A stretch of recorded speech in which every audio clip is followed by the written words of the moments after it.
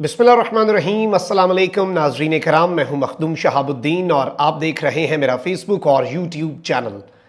उम्मीद करता हूं आप सब लोग बखैर व आफियत होंगे और जहां भी होंगे अपने अहले खाना समेत खुश भी होंगे और महफूज भी।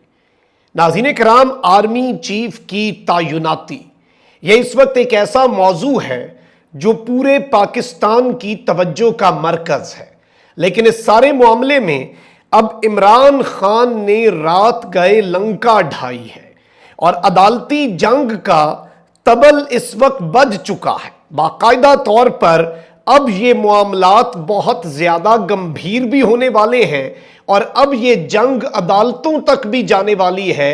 ये जो तैनाती का मसला है, बनी गाला में एक अहम तरीन इजलास हुआ है। यह इजलास इमरान खान की कानूनी टीम का इजलास है। लीगल टीम के इजलास के हवाले से कुछ बहुत अहम डेवलपमेंट्स हैं, कुछ बहुत अहम चीजें हैं और नुकात हैं, और इनका हम जायजा भी लेंगे कि मेरिट्स और डीमेरिट्स क्या हैं, पाकिस्तान तहरीक इंसाफ को क्या फायदे हो सकते हैं, लेकिन कौन कौन से ऐसे नुकात हैं जो बैकफायर भी कर सकते हैं। और अब यह मामला बड़ा हसास हो गया है। अब यह बाकायदा तौर पर आपको देखना पड़ेगा कि कब क्या कदम उठाना है, चीजों को किस तरह से लेकर जाना है, क्योंकि वरना ये चीजें खराब भी हो सकती हैं, ये बैकफायर भी हो सकती हैं, इनका नुकसान भी हो सकता है। वो किस तरह से, उसका जायजा भी ले लेते हैं। सबसे पहले नाज़रीन किराम, पाकिस्तान तहरीक इंसाफ की लीगल कमेटी का अहम तरीन इजलास हुआ। शहबाज शरीफ में की लंदन में अदालती इश्तिहारियों से मुलाकात समेत दीगर अहम कानूनी मामलात पर तफसीली तबादला ख्याल किया गया।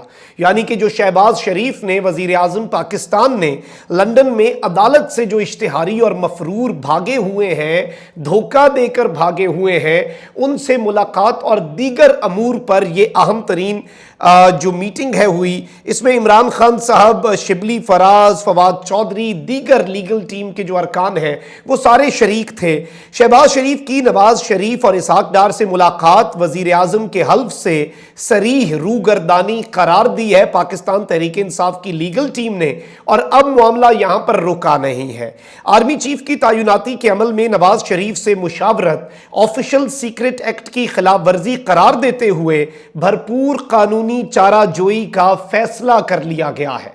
यानी कि एक तो हल्फ से रूगर्दानी है कि हसास नौयत के मामलात किसी गैर मुतलका शख्स से मैं नहीं डिस्कस करूंगा। इसके साथ ही साथ ऑफिशियल सीक्रेट एक्ट भी है, और मफरूर इश्तिहारी से मुलाकात करना, उसे सहूलत फराम करना, दीगर चीजें तो एक अलग जुर्म है। लेकिन अब आर्मी चीफ की तैनाती के अमल में, यह लफ्ज बड़े इंपॉर्टेंट है, यह पाकिस्तान तहरीक इंसाफ का ऑफिशियल स्टांस भी, और लफ्ज ब लफ्ज पाकिस्तान तहरीक इंसाफ का जो प्रेस रिलीज है, मैं पहले वो आपको पढ़ के सुना देता हूं, फिर तफसीली जायजा लेते हैं और जो पाकिस्तान तहरीक इंसाफ के लिए अपॉर्चुनिटी के साथ चैलेंजेस हैं उनका भी हम एनालिसिस कर लेंगे।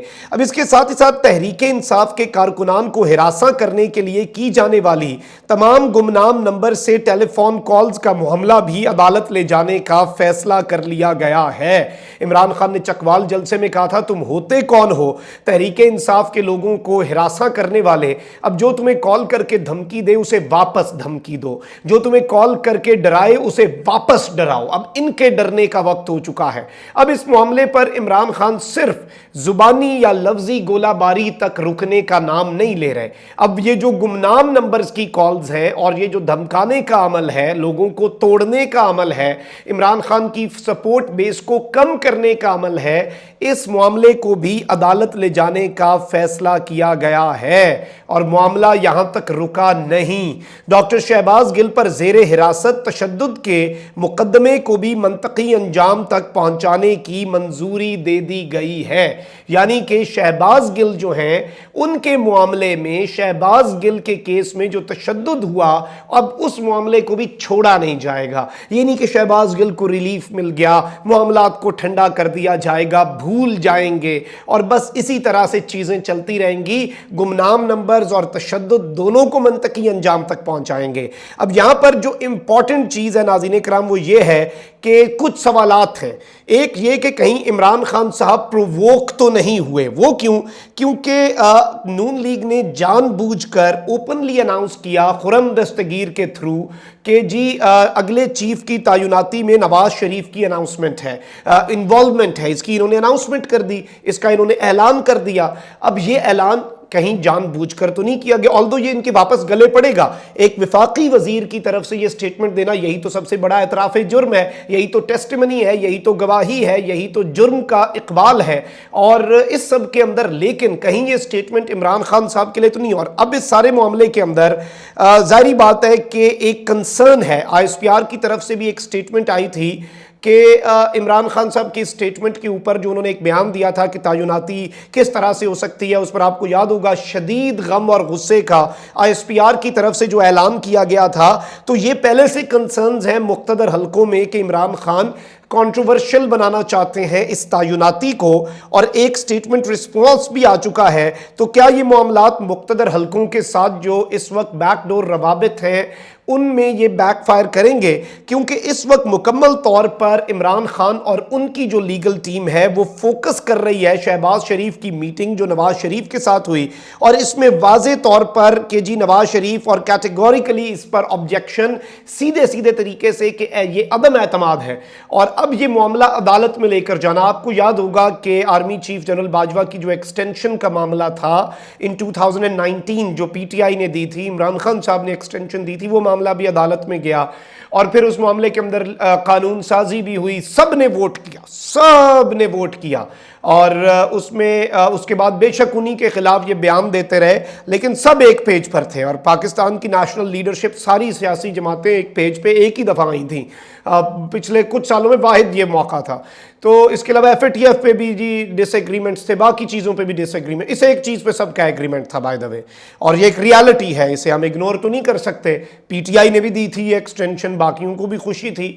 تو اب معاملہ ناظرین کرام یہی ہے کہ اس پورے کے پورے سینیریو میں کچھ سوالات کھڑے ہوتے ہیں، کچھ کوسچنز ریز ہوتے ہیں کہ کہیں یہ معاملہ بیک فائر تو نہیں ہوتا. اور عدالتی جنگ، اب یہ معاملات ایک مرتبہ عدالت میں جاتے ہیں، ان میں آفیشل سیکریٹ ایکٹ کے تحت شہباز شریف کو اگر کوئی سزا سنائی جاتی ہے، کیونکہ عمران خان صاحب کو تو وہ امریکی سائفر جو ہے وہ نہیں ڈی کلاسیفائی کرنے دیا گیا کہ یہ آفیشل سیکریٹ ایکٹ کی خلاف، ورنہ اس قوم کو پتا تو ہو کہ بھئی اس قوم کے خلاف کیا سازش ہوئی ہے، اس میں تو کوئی دوسری چیز نہیں ہے. انہوں نے تو کابینہ کے تھرو سے ڈی کلاسیفائی کروانا تھا.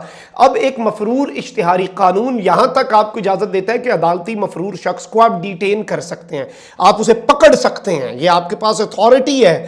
یہ قانونی نقطہ ہے کہ آپ اسے پکڑ کے قانون نافذ کرنے والے اداروں کے حوالے کرنا بھی ایک عام شہری کی ذمہ داری، کیونکہ وہ تو مفرور اشتہاری ہے اگر آپ کے پاس یہ موقع بنتا ہے. اور شہباز شریف صاحب نہ صرف جاتے ہیں، نہ صرف سہولت مہیا کرتے ہیں، ایک یہ دوسرا ظاہری بات ہے کہ انہوں نے اپنے جو حلف ہے اس سے واضح طور پر بڑی کلیئرلی شہباز شریف صاحب نے روگردانی کی، انہوں نے معاملات کو ڈسکس کیا. اور یہ بات بڑی واضح آئی ہے کہ یہ اگلے چیف کی تعیناتی بھی ہم کریں گے، یہ نواز شریف نے آرڈر دے دیا ہے.